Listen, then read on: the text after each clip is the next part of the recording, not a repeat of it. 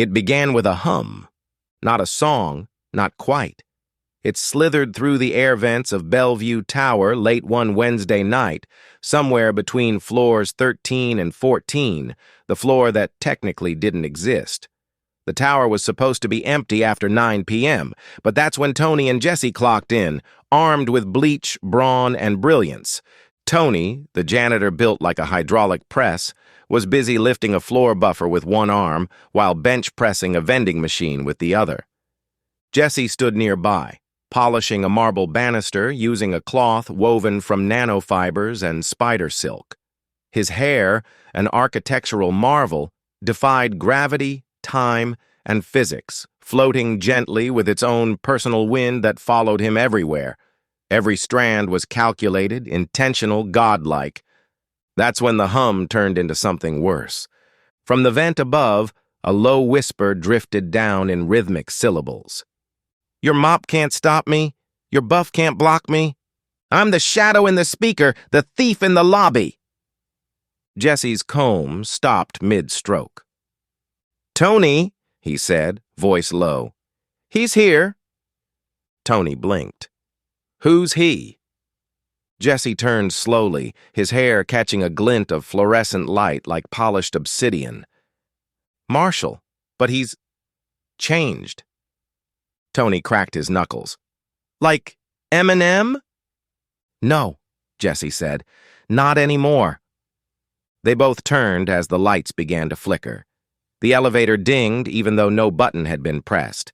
A foul wind poured out of the shaft, carrying the stench of burnt CDs, bootleg merchandise, and failed mixtapes.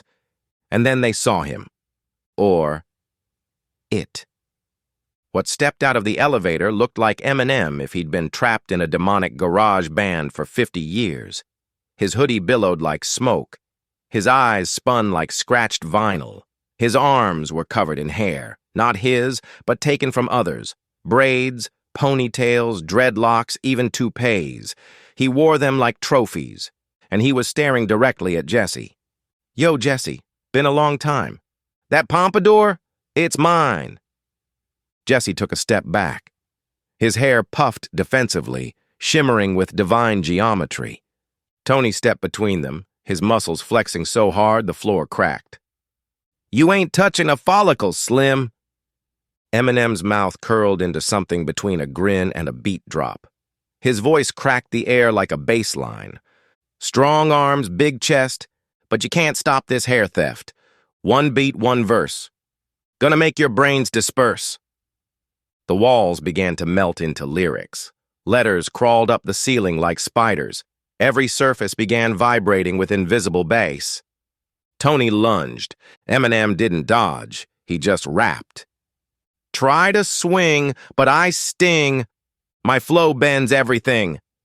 Tony's punch hit air. The moment slowed. The rhyme rewound the punch, then played it back in reverse, slamming Tony into the wall with a beat so heavy the windows cracked. Jesse ran, not because he was afraid, but because he was calculating. He knew this wasn't a battle of fists or facts. This was metaphysical.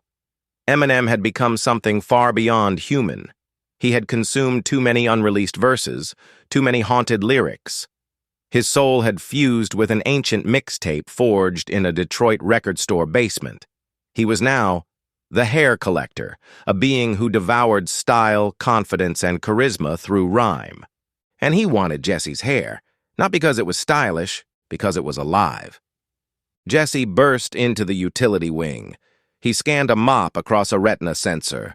A hidden door opened, revealing the vault of eternal cleanliness, a room so sterile it erased bad fashion choices just by standing in it. Inside, floating in a jar of mineral-infused vapor, was the final strand. Jesse's secret, the source of his brilliance, the origin of the hair. He had extracted it years ago to protect the world. It was said that if anyone other than Jesse touched it, they would gain power beyond comprehension and immediately lose their soul to split ends. But it was too late. The hoodie reappeared, sliding out of the shadows. Eminem was already in the room. "So this is it, huh?"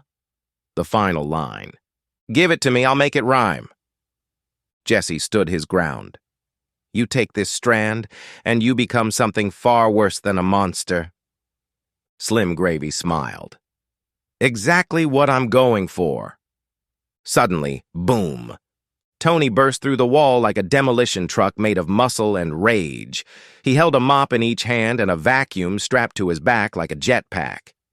You want a battle? Tony roared. Let's rap rocket.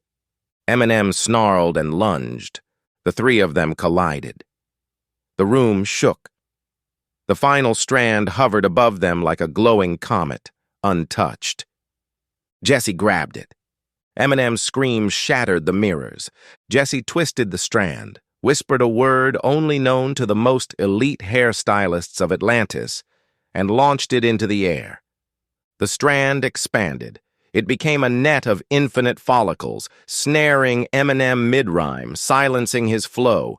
He thrashed and screamed, but the net only tightened, absorbing every stolen haircut and foul lyric he'd hoarded over the years. In one last burst of static, Eminem vanished, trapped in the follicular realm. A single beat echoed and then died. Silence returned. The vault was intact. Tony dusted off his shoulders. I hate rap battles. Jesse placed the strand back in its jar. He'll try again. Mixtapes never die. They just get remastered. Tony nodded solemnly. Next time he brings backup, I'm throwing a conditioner grenade. They walked away from the vault as the lights flickered back to normal. The building exhaled. Outside, the wind rustled Jesse's hair.